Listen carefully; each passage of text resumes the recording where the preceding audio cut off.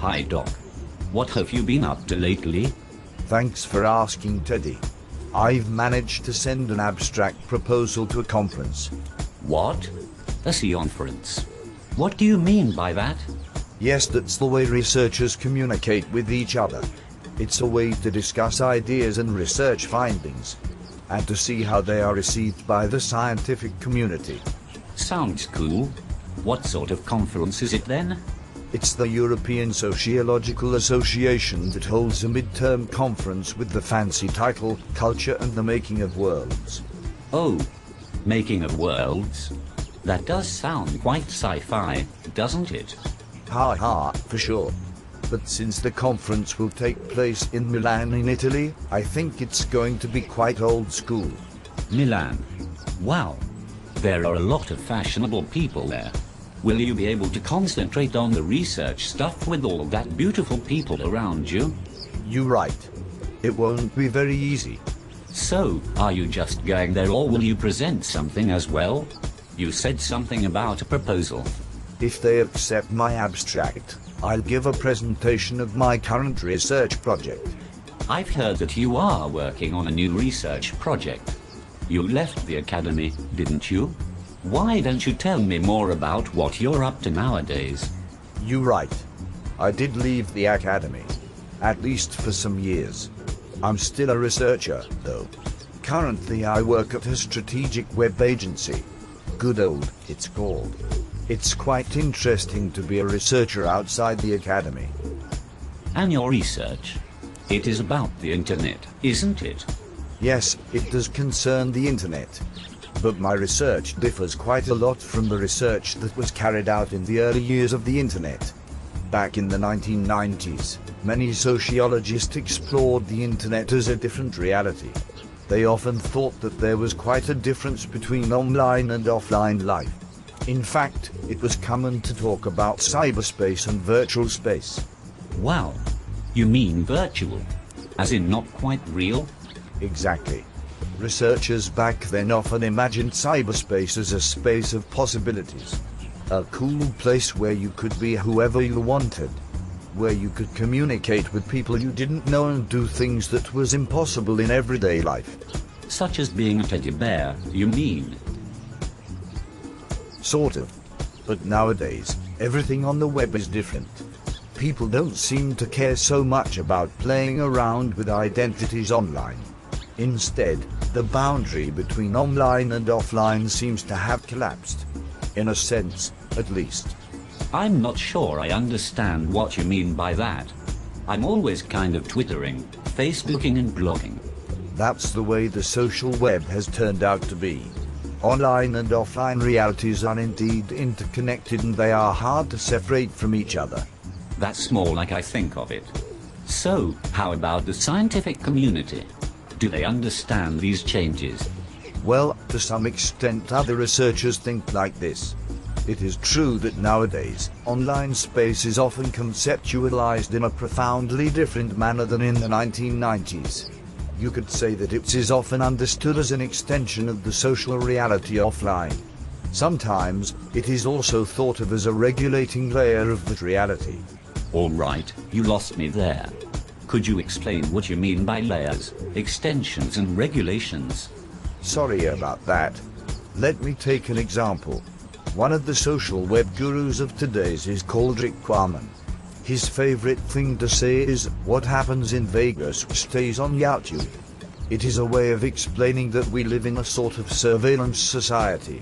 There is always someone looking at you, taking notice of what you're doing, saying, thinking. That's really creepy.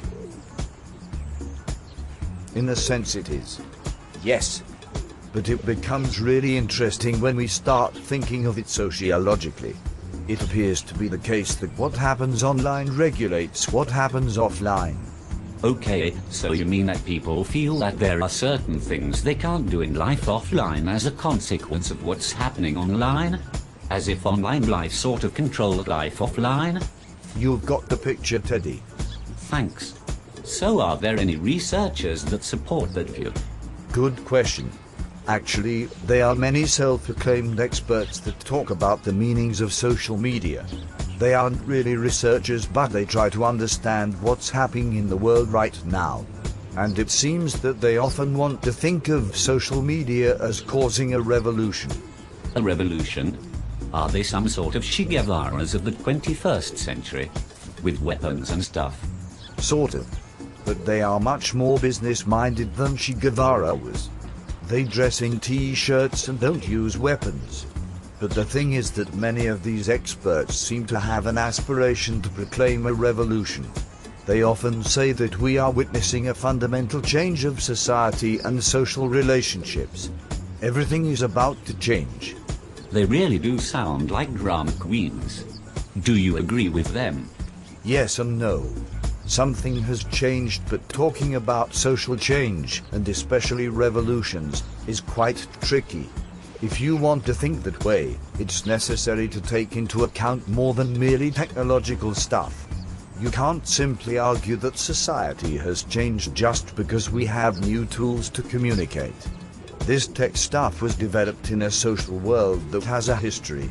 And to understand what they mean, we need to get the big picture. We need to understand other social changes as well. So we should think of Che Guevara. Is that what you're saying?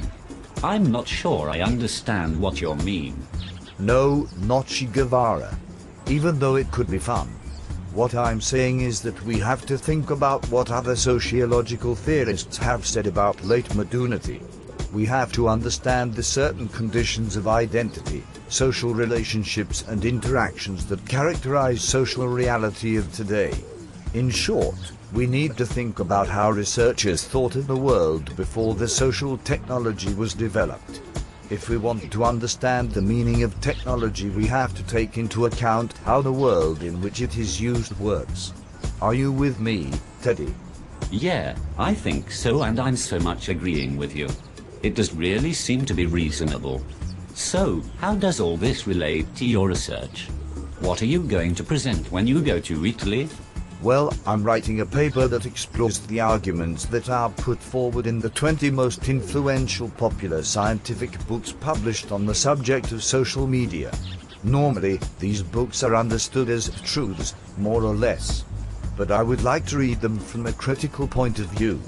I want to make use of the analytical tools that are common within scientific ways of thinking, like cultural studies and discourse analysis. All right. Go girl. Science rules, I think. So you'll be reading those books, and then? Then, I'll analyze them. I believe that this kind of literature is important. The social media visionaries that write them are important actors in the regulation as well as articulation of the meaning of social media. They more or less tell us what is possible to do with social media. Their ideas affect not only the way people relate to the technology but also the development of new services. Okay, you mean like everyone says that you should be on Facebook, because it is a great thing to be on, and then everyone thinks so. Exactly.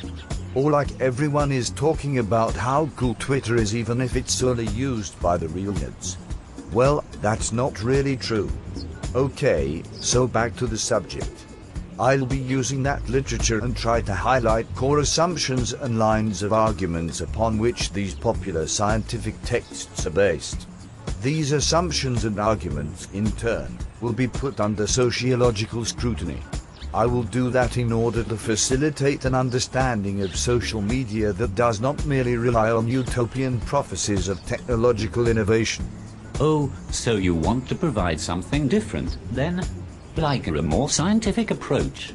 Yes, I will give a more sociological explanation of the arguments that the social media web business so often rely on.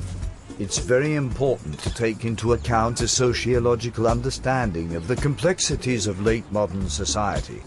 We can't just think of technology itself as a cause of revolution. Sociology for the win. But how do you think that all those utopian writers will react to that? I'm not really sure. They do business of their thoughts, and I think that's quite important to have in mind when we read their interpretations of the new world and the new conditions of social life. Of course, research is also business in a sense. but I think a sociological understanding that also makes use of theory can give us a better picture of what's really going on. So that the internet can be a better place. Exactly. That's my point. If we understand the internet instead of merely dreaming about it, it's possible to make the internet a better place. And, besides, it could turn into something more fun than the internet of today. That sounds great. I really think you have something going here. Thanks, Teddy. Right now, I just have to wait to see if they accept my proposal. I sure hope they will. If not, you're always welcome to my place to have some honey. That's cute. Thanks.